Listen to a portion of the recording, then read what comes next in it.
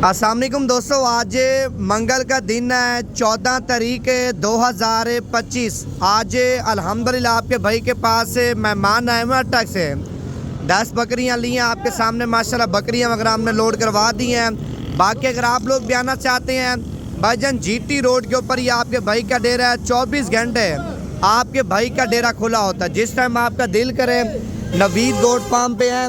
मुनासिब रेटों में बकरे चाहिए, मुनासिब रेटों में बकरियां चाहिए, इंशाअल्लाह ताला आपको नवीद गोट फार्म पे मिल जाएंगी। नेट पे भाईजान हद से भी ज़्यादा लोग फ्रॉड भी कर रहे हैं, 2 नंबर भी ज़्यादा लोग कर रहे हैं। अगर नेट पे कोई चीज़ भी आप ऑनलाइन ले रहे हैं भाईजान, आप मेरा पहले नंबर मेरा लिख लें। इसी नंबर पे आपने कॉल करनी है।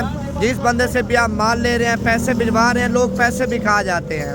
नंबर है मेरा 0349 47 45 882। व्हाट्सअप नंबर भी है, कॉल नंबर भी है। बाकी चीज़ें लेने से पहले भाईजान आपने मेरे साथ मशवरा लाजमी। अगर आप आना चाहते हैं लोकेशन वगैरह आपको सेंड कर दूंगा।